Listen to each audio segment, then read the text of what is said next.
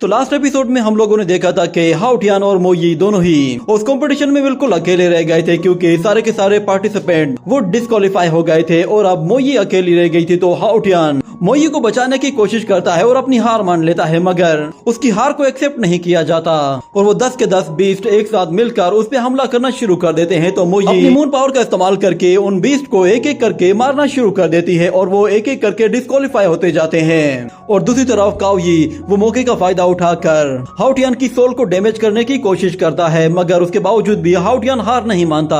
और जब वो देखता है कि मोई वो बहुत ही बुरी तरह से इंजर्ड हो गई है, तो वो गुस्से में अपने अंदर मौजूद व्हाइट आई डीमन की पावर को एक्टिवेट कर देता है, जिससे वो वहाँ मौजूद एक डीमन को पूरी तरह से खत्म कर देता है और काओई पर भी हमला करता है। मगर इतने में वहाँ पर वांग फैमिली का मास्टर आ जाता है, जो कि आते साथ ही काओई पर बहुत ही ज्यादा गुस्सा होता है, क्योंकि उसने अपने मास्टर के अगेंस्ट जाकर उस लड़के को मारने की कोशिश की थी, जिसकी वजह से उसे अरेस्ट किया जाता है। और वांग फैमिली का मास्टर हाउटियान के पास आकर उससे कहता है कि आखिर तुम अपनी लाइफ के लिए इतनी ज्यादा स्ट्रगल क्यों कर रहे हो? तुम्हारी लाइफ तो वैसे भी यहाँ पे इतनी बुरी गुजर रही है, तो फिर तुम इसके लिए इतना लड़ क्यों रहे हो? क्या तुम्हें आजादी चाहिए? ये कहने के बाद हमने देखा था कि हाउटियान बेहोश हो गया था और जैसे उसे होश आता है तो उसे फिर से मास्टर वांग की आवाज सुनाई देती है, जो कि उससे कहती है कि तुम सच में काफी बहादुर हो, तुम अपनी इस बदतर जिंदगी को भी जीना चाहते हो। ये सुनते ही हाउटियान फौरन से उठ जाता है और वो अपने पीछे देखता है तो उसे वही मास्टर दिखाई देता है।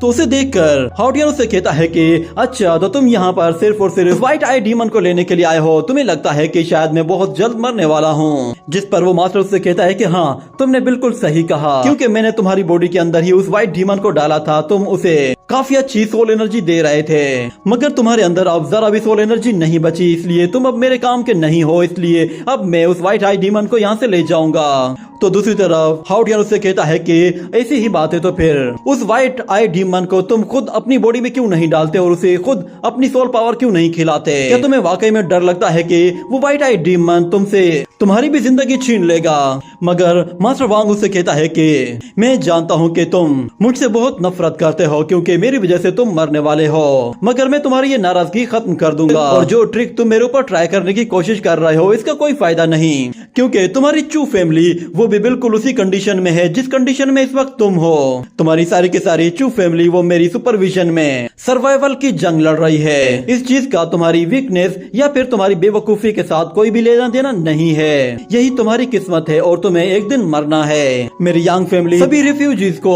आई डीमन पैलेस में लेकर गई है और जहाँ तक बात तुम्हारी है तो मुझे लगता है कि तुम व्हाइट आई डीमन को बहुत ही लंबे टाइम तक फीड कर सकते हो। अगर तुम मेरा साथ देते हो तो मैं तुम्हें यहाँ से बाहर निकलने का एक मौका दे सकता हूँ। और तुम्हें क्या लगता है कि मैं तुम्हें इस शिप में यहाँ पर सिर्फ और सिर्फ गाइड करने के लिए लाया हूँ? तुम सच में बहुत ही ज्यादा लकी हो। अगर तुम क्यू आइसलैंड में जाने की हिम्मत नहीं कर सकते तो फिर तुम्हारे पास एक और ऑप्शन है। असल में प्रिंसेस ने व्हाइट आई डीमन के साथ एक मैरिज कॉन्ट्रैक्ट साइन किया हुआ है और तुम उसे काफी टाइम से फीड कर रहे हो, जिसकी वजह से वो अब 4th लेवल में आ गया है।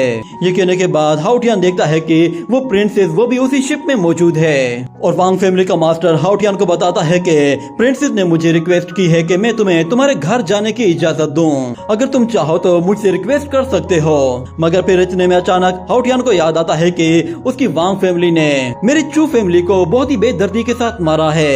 ये याद आने के बाद उसे बहुत ही ज्यादा गुस्सा आता है और वो कहता है कि मैं फर्स्ट ऑप्शन चुनूंगा। ये सुनने के बाद वो मास्टर उससे कहता है कि ठीक है, कल सुबह मैं तुम्हारा इंतजार करूंगा और मिस्टर लिंग च्यूहू वो तुम्हें उस आइसलैंड तक पहुंचा देगा। और वैसे भी अगर तुमने घर जाने का चूज किया होता तो तुम वैसे ही रास्ते में ही मार दिए जाते। ये कहने के बाद अगले सीन में हम लोग प्रिंसेस को देखते हैं। वो एक जगह खड़ी हुई थी कि इतने में अचानक मोई उसके पास आती है।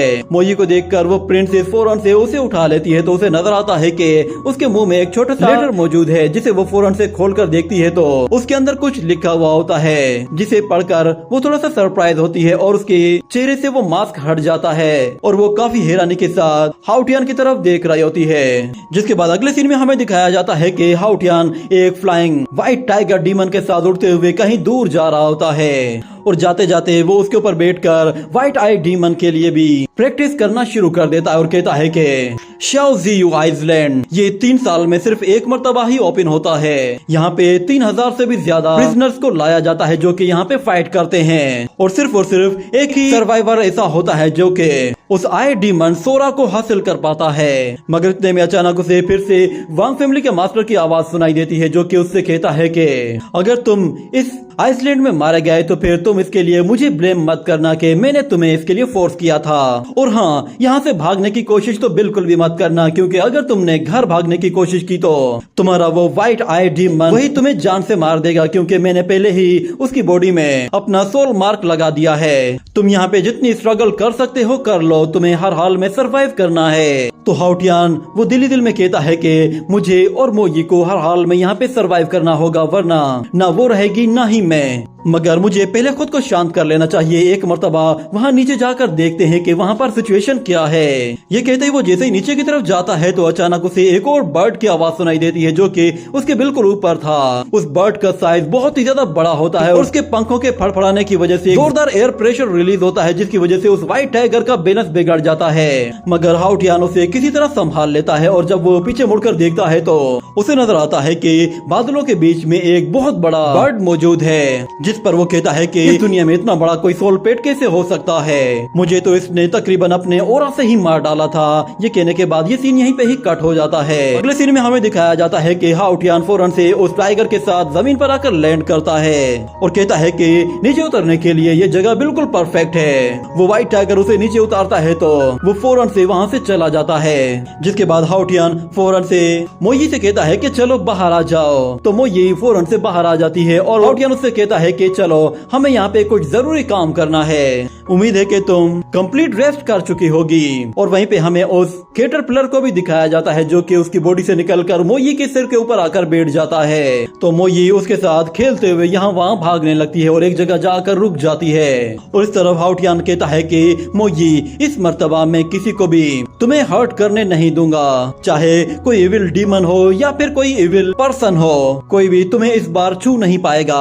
पर जब वो मोई को देखता है कि वो एक जगह रुकी हुई है तो वो कहता है कि क्या हुआ, कहीं तुम्हें कोई चीज मिली है क्या। जिसके बाद अगले सीन में हमें दिखाया जाता है कि हाउटियान एक जंगल में आ जाता है और वो उस जंगल में किसी चीज को तलाश कर रहा था, जिसकी वजह से वो अपना नाइफ निकालता है और अपने सामने आने वाली वाइन्स को काटते हुए आगे बढ़ रहा होता है। और जैसे ही एक वाइन को खींचता है तो उसके ऊपर से कोई चीज उसके सामने आ गिरती है, जिस पर वो भी काफी हैरान हो जाता है क्योंकि वहाँ पर एक बहुत बड़ा आइस स्टोन था। उस आइस स्टोन को देखकर हाउटियान कहता है कि इसके अंदर तो एक इंसान मौजूद है, लगता है कि शायद ये इंसान बर्फ के अंदर फ्रीज हो गया है। मगर इसके फेस एक्सप्रेशन देखकर ऐसा लग रहा है कि जैसे ये बंदा काफी तेजी के साथ फ्रीज हुआ है, इसे अपनी जान बचाने तक का मौका नहीं मिला होगा।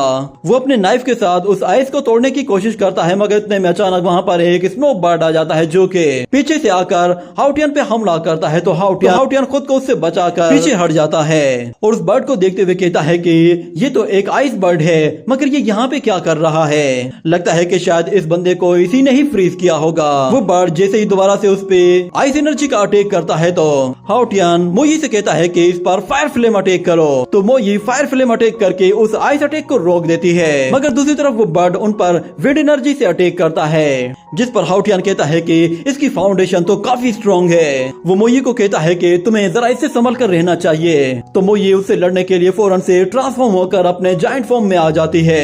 ये देखते ही वो बर्ड वहाँ से भागने की कोशिश करता है तो मोई उसका पीछा करती है और हाउटियान मोई की एनर्जी को बढ़ाते हुए अपनी एनर्जी भी उसके साथ कंबाइन कर देता है, जिससे मोई की पावर और भी ज्यादा बढ़ जाती है। और हाउटियान उसे कहता है कि हमें किसी तरह की इस एनर्जी से डरने की जरूरत नहीं है। मोई जैसे उस बर्ड के पास पहुंचती है तो उस पर हमला करती है, मगर वो बर्ड खुद को बचा लेता है। पर मोई फिर से उस पर हमला करने के लिए आती है तो वो बर्ड उस पर कुछ आइस क्रिस्टल थ्रो करता है, जिससे मोई बाल बाल बचती है। ये देखकर वो बर्ड जैसे ही अपनी जान बचाकर भागने की कोशिश करता है तो मोई भी उसका पीछा करती है और हाउटियान कहता है कि इसे भागने मत देना, मुझे इसे कैप्चर करना है।